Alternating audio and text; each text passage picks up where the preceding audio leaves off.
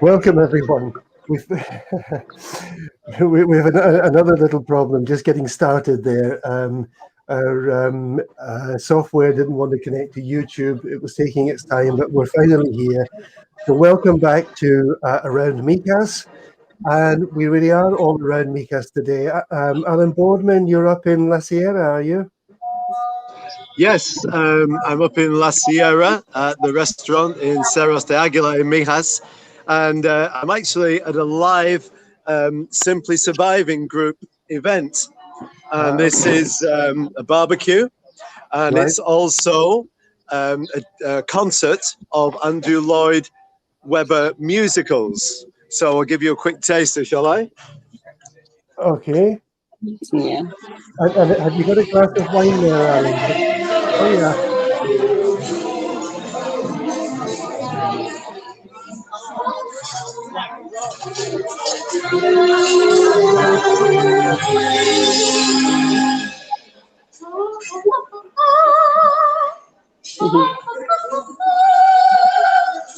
Great, Alan.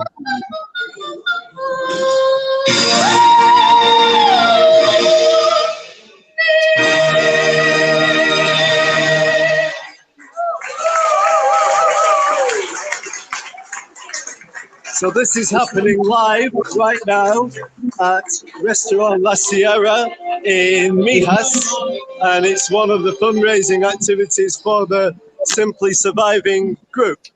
Right. Excellent. Now, you have another beneficiary of the Simply Surviving group with you tonight. I'm going to hand over to you, Alan, and let you introduce your guest. And I know this lady quite well, but introduce her, and I'm going to hand right over to you, Alan.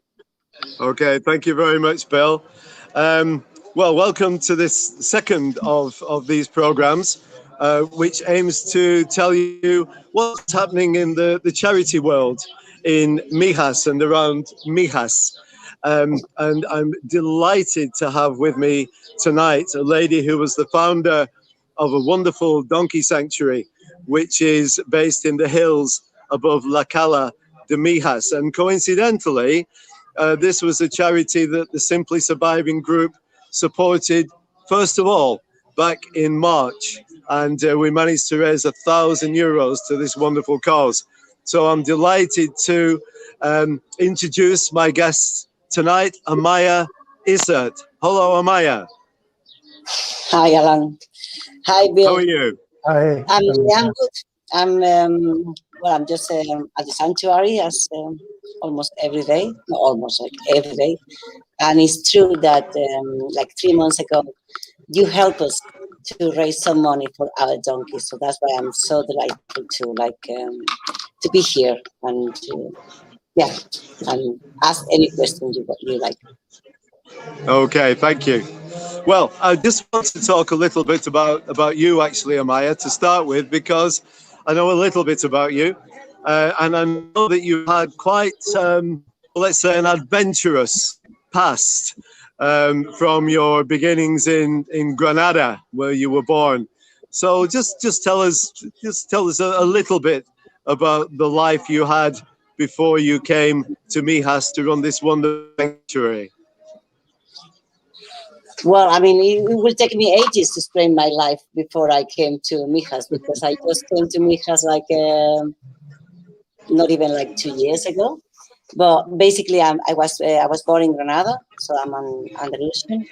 That's why my English is not so good. So excuse me, everybody.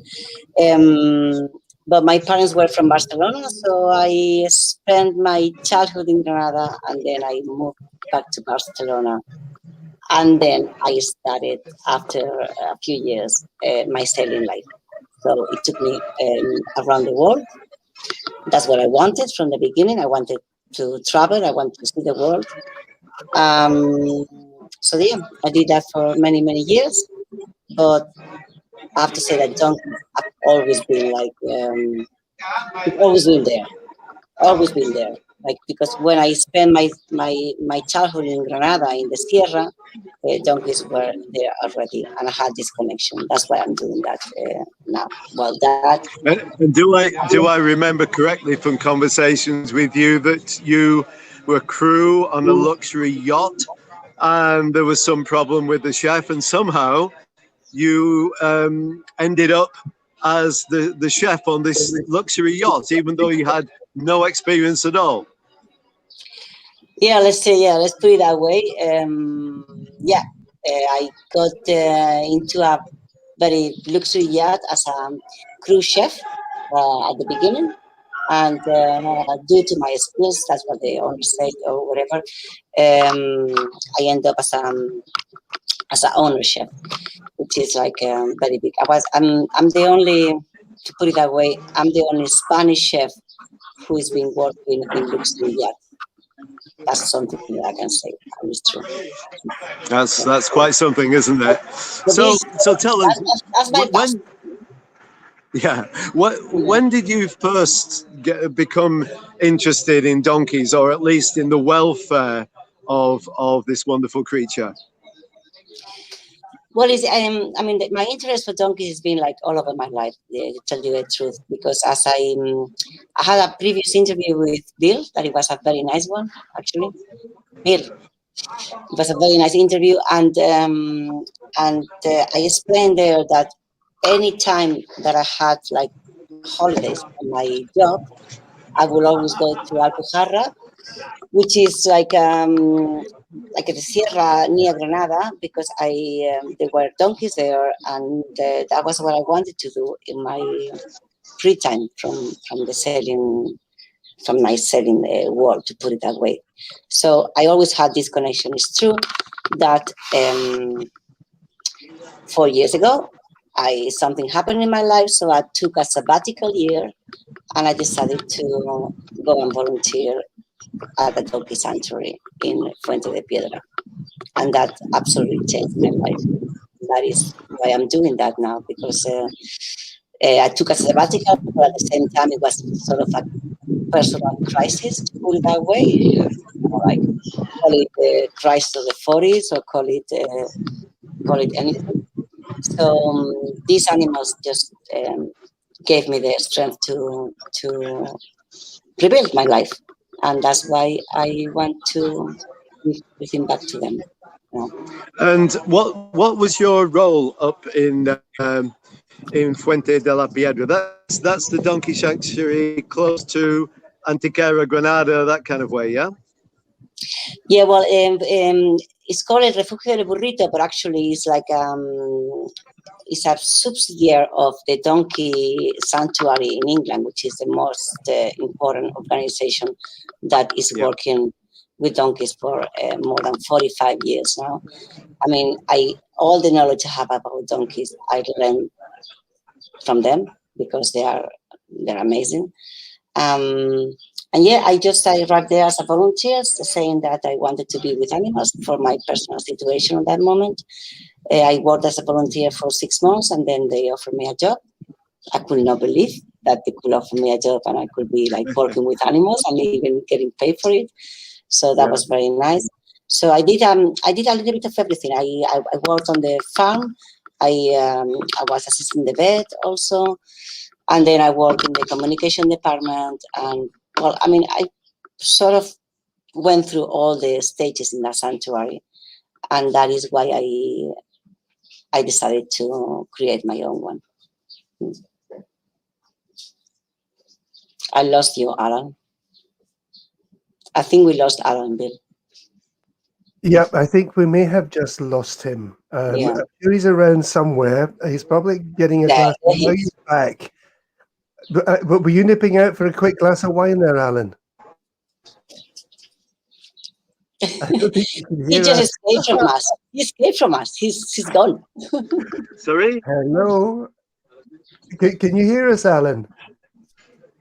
No, I'm here. I'm just having a little difficulty hearing Amaya, but we'll carry on. Don't worry. So, Amaya, having got the taste for working with donkeys and having the experience in Fuente de la Piedra, you then suddenly decided, well, actually, I can do this. I can branch out and do something myself for the donkeys. And so this was when the first thoughts of a donkey sanctuary on the Costa del Sol came to your mind. But let me ask you, why the Costa del Sol and not any other part of southern Spain? Well, I'm gonna answer you to that question in two ways. First, I decided to create my own donkey sanctuary because we could not rescue any more donkeys at the donkey sanctuary in Fuente de la Piedra because the limit was, we were all over the limit. I mean, we were supposed to have a maximum of 80 donkeys, and we were having at that time 97. So so the farm was closed. When you say the farm is closed, it means no matter what situation you find, you cannot rescue any new donkey. That gave me a sort of a shock to say, okay, so there is a need of another place. That was one part of it. The other part of it is that the donkey sanctuary where I was working, the Refugio del Burrito, closed to public also. So, I mean, it was two things that I decided to, okay, so there is need for a new place. There is need for a new place where people can come and see the donkeys, learn about them, really understand how they are, how beautiful they are, how clever, how social, etc., etc. But also there is a need of a place where we can keep rescuing donkeys. So that's what made me decide to do that step. That's one part of it. It's interesting that you just touch on the character of donkeys, because since I've been associated with Donkey Dreamland through the work of these wonderful people behind me at Simply Surviving, I have learned so much about donkeys. And I must admit that I, initially thought that they were pretty dumb animals, beasts of burden and not an awful lot of intelligence or feeling to them. But I've learned in the months that I've been associated with you and with Donkey Dreamland that they are extremely intelligent and really feeling, emotional creatures, aren't they?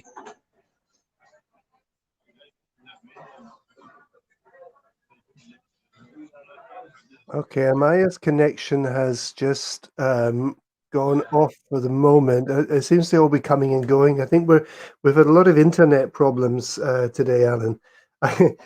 My internet went off this afternoon, and of course, just after we spoke, and I thought, "Oh, this is going to be fun." Tried to set up a hotspot, but yeah. Well, not to worry. I mean, I can just fill in for a few minutes, Bill, just with my experience at Donkey Dreamland. And as you know, as a lot of people that are watching will know, I do walking tours of the village of Mijas for various charities under the Simply Surviving banner. And I actually spend 5 or 10 minutes talking about the donkeys of Mijas, because of course they are probably the most famous sort of band of donkeys in certainly in Europe, if not the world.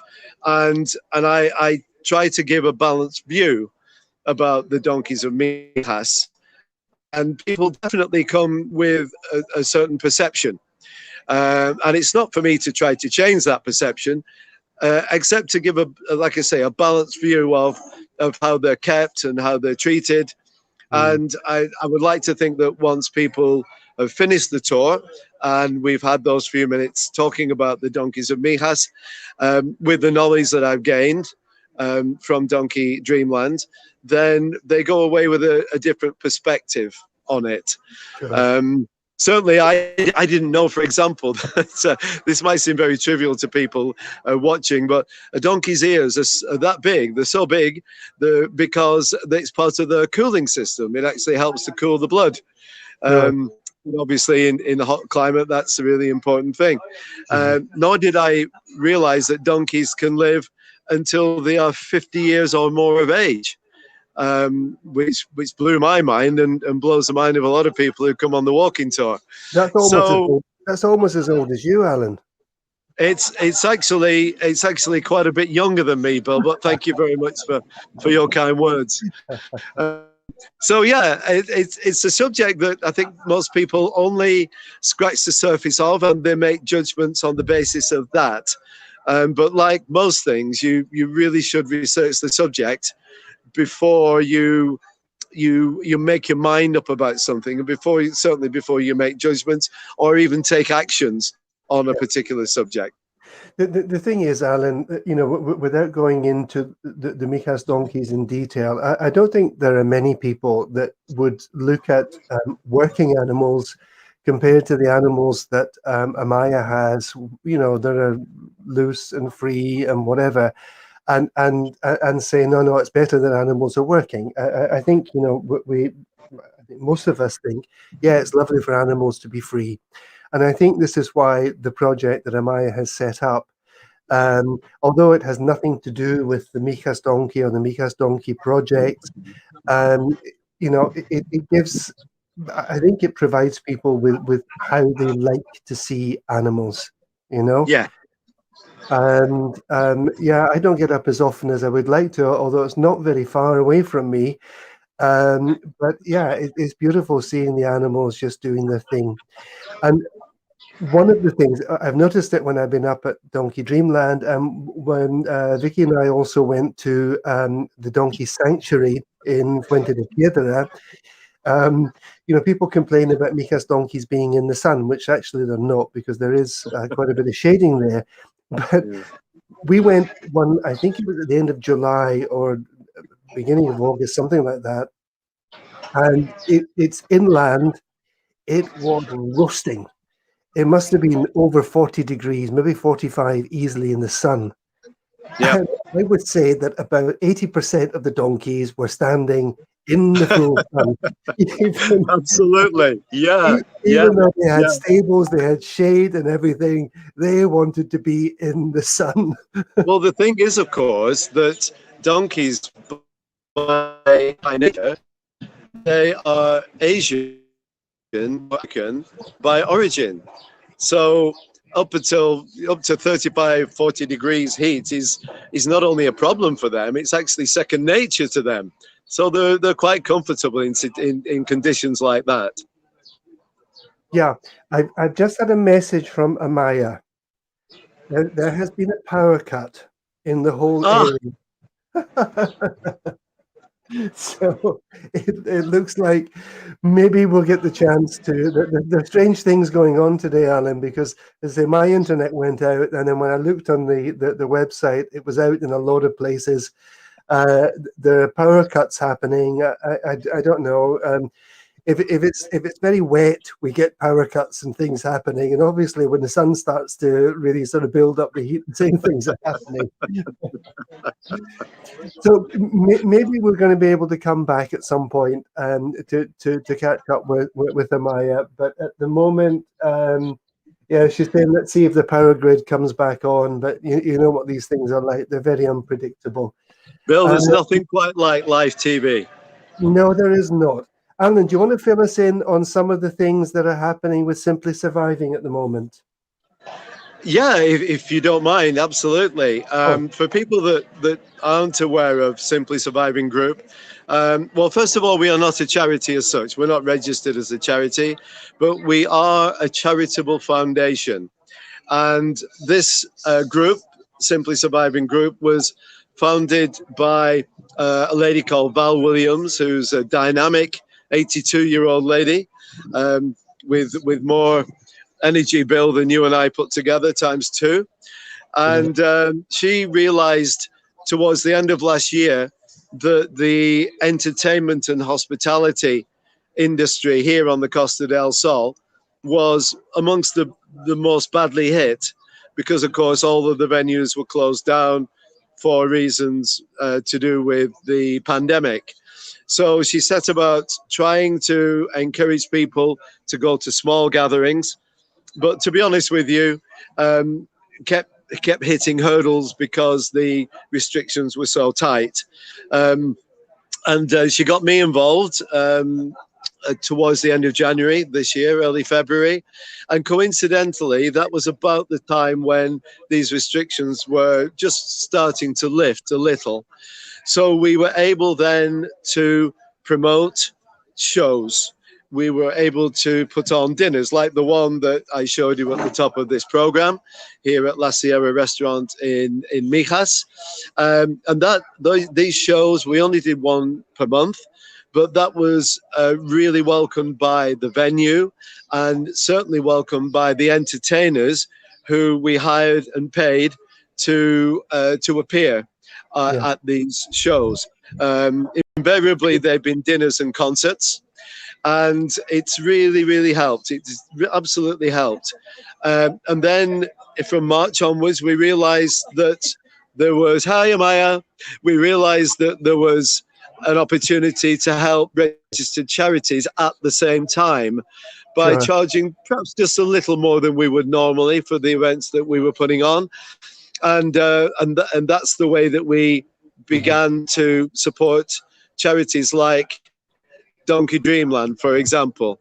And therefore, every month now we're supporting a different charity. So now we are supporting entertainers, entertainment venues, and registered charities here on the Costa del Sol. And I've seen no reason why that shouldn't continue long into the future. Absolutely, Alan.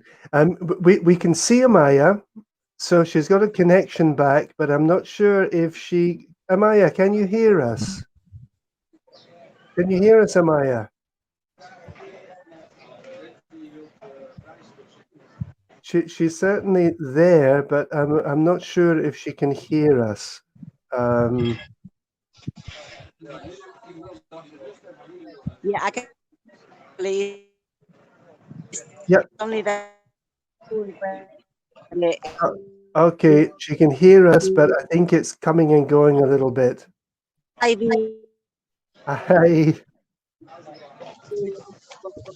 Well, Bill, if you want to move on, I have actually got details of some charity events coming up in Mijas over the next few weeks. So in the time that we've got, I can talk about those.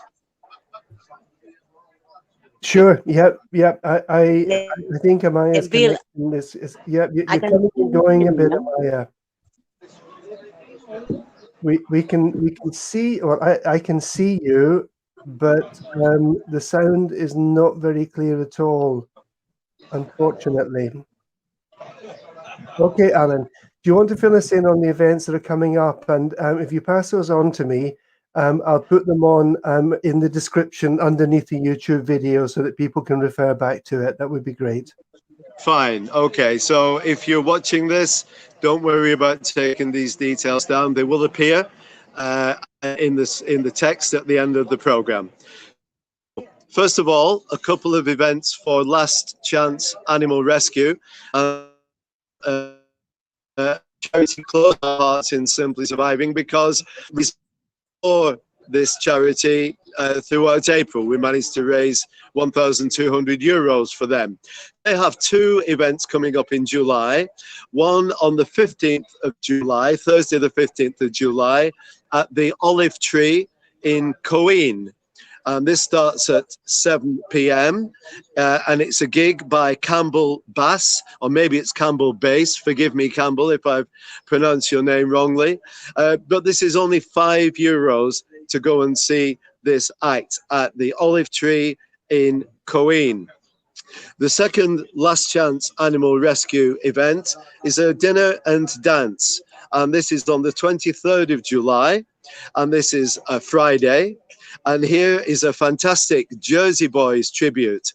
And this is at the Green Label, which was formerly Treetops. I think a lot of people still call it Treetops. Yeah. Wonderful restaurant in El Chaparral in Mijas. This starts at 7 o'clock. And the price for this is $39.50 all in.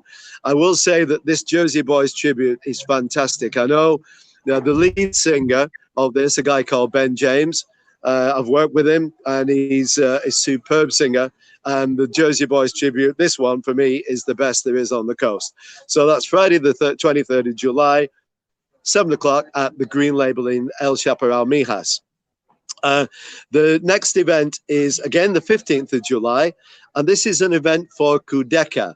Now, at the moment, all of the Simply Surviving Group events throughout June are in aid of Kudeka, the wonderful charity, the wonderful cancer charity. And I don't know if you heard, Bill, but the founder of Kudeka, the wonderful Joan Hunt, she died this morning. Oh, I didn't hear that. I'm sorry to hear She that. died this morning. Yeah, she died this morning. In a poetically, she actually died in the hospice of Kudeka, just outside Benamadina. Oh. She lost her fight there today, and it's kind of touching in a way that this event that I keep mentioning here, that we're at now in La Sierra restaurant in Mijas, is for Kudeka, as are all of our events throughout June. And we hoped to raise 3,000 euros, but it looks like we're heading towards 4,000 euros. And we have a quiz next week at Shaggy's Bar in Fuengirola. It's a fun quiz, it's not serious, and it's only €2 to enter. And just come down, people. Just come down. It's a great time to show your support for Kudeka. It's a great time to remember John, as we have a fun afternoon with a quiz outside in Shaggy's Bar in Fuengirola Port. But back to the last event. This is the 15th of July for Kudeka at the Vinia restaurant, which is in the Yaramar Hotel in Fuengirola on the Paseo there. Right, this is a three. Yeah. You know it, yeah. This is a 3-course lunch, which includes a book signing by Mian, a performance by a great local choir called A Touch of Class, a funky choir called A Touch of Class, and there is a fashion show also by Matucci Moda. So, a great afternoon in store. Tickets are only €20 for this one, and they're available from email vinia64 at hotmail.com, or you can call 955-498.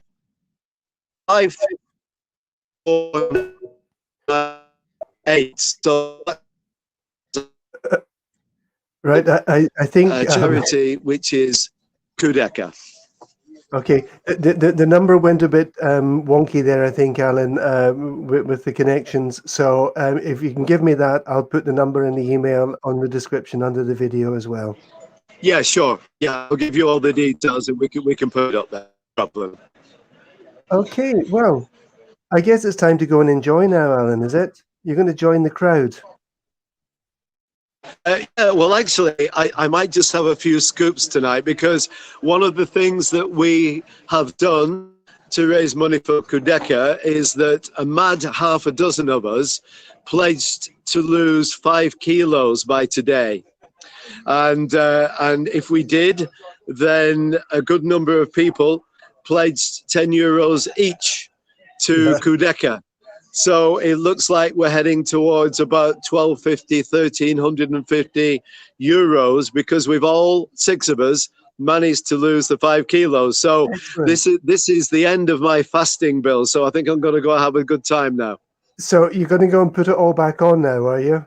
There's no way after 6 weeks of blood, sweat and tears that I'm going to put it all on, I promise you. But I'm going to let the reins loose a little bit just now. That's great, Alan. Thank you very much, and thanks to Amaya. I'm sorry we've had some connection problems. This is not actually to do with us. This is something that's strange that seems to be going on in the area at the moment. Great, Alan. Have a lovely evening. Have an extra scoop on me. And next week we're going to be back. We have the monthly council meeting next Wednesday. The end of June. So Mario Bravo is going to be with us next week, talking about the council meeting. So if you want to follow us, please click subscribe on the YouTube video and the bell, and you will get notifications. And we'll see you. Well, you'll see us all next week. Thank you, Alan. Thank you, Amaya. And Bill. See you soon. Cheers now. See you. Bye. Bye.